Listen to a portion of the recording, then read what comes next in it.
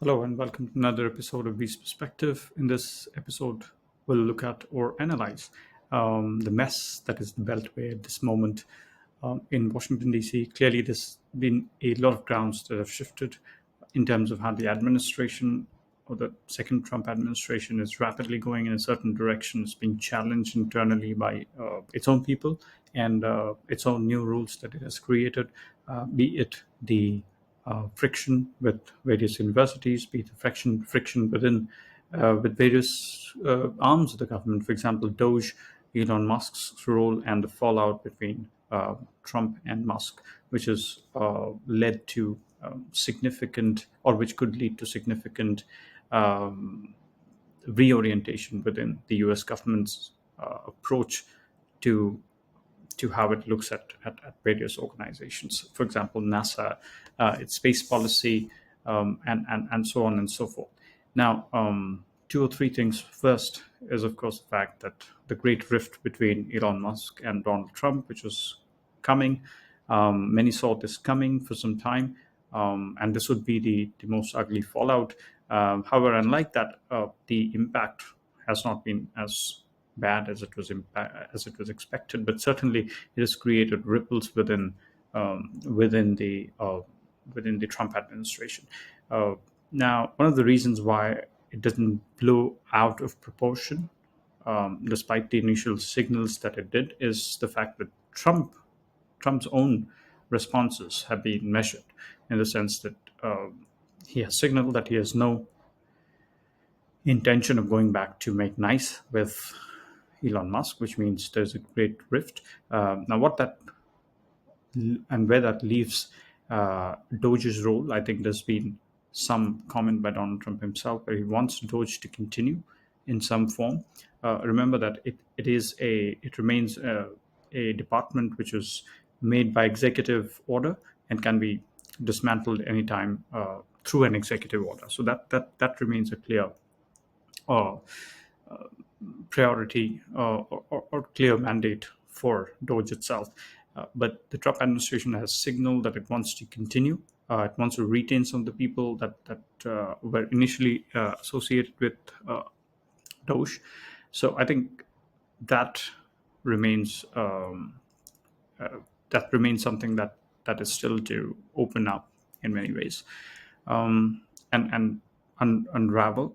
The second is the fact that what as Donald Trump signaled that it could significantly impact the decision of certain departments like NASA and its association with SpaceX, which is Donald Trump's company, and in turn, Musk actually hinted that he will ask SpaceX to immediately decommission most of the orders or most of the association terms uh, with the government. I think that really went to a brink, and then you saw Musk deleting some of the tweets, and you saw Donald Trump saying that he doesn't want to comment particularly on Elon Musk.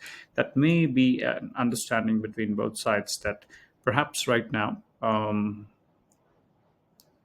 the government cannot do without companies like SpaceX, and SpaceX, of course, will lose millions if it is decommissioned. But I think, to my mind,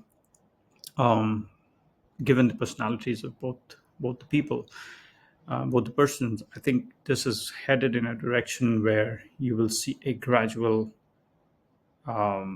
preparatory strategy by the Trump administration to edge out SpaceX and anything to do with Donald Trump, because a feud of this kind will not be pardoned by a person like Donald Trump. And I think, given the personality that Musk himself is, he would also not want to stay there. So I think that the pull and the push from both directions is going to get stronger. Plus the idea that Musk himself has pitched uh, the possibility of floating a third party. That idea itself is troubling, which means that some of the Republicans who were on the side of on the side of Elon Musk on this battle, even if tacitly, will now go back to the Trumpian side, which is because a third party creation of a third political party in the United States is something that I don't think the Republicans will really see it in good light. So I think that's the dynamics that playing out. There's financial um, costs or financial implications of this, which you saw the shares of Tesla stumbled significantly, and then you have the political repercussions of it, where you have two heavyweights, one economic and the other political, really fighting it out in public. The kind of restraint that Trump has shown vis-a-vis Musk may be hinting at a long-term strategy. Um, Long-term meaning 4 to 6 months, in which even before midterm next year, he will he may have asked his department to chalk out a strategy to replace the dependencies on companies like SpaceX.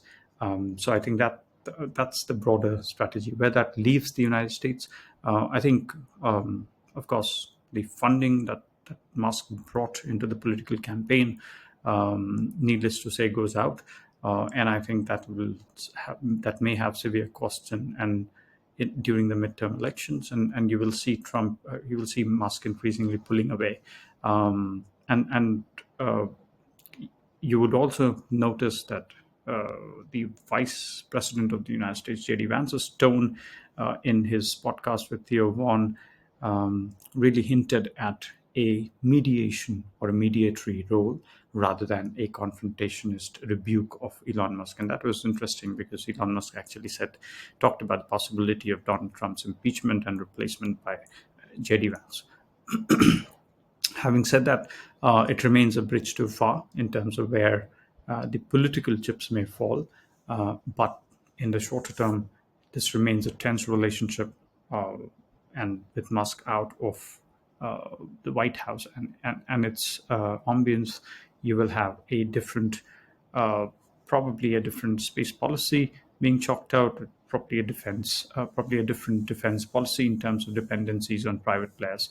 You might see new investments, you might see new private players emerge, and you might see Elon Musk catering out to other countries of the world to fill that space which he generates out of curtailing dependencies on the US government.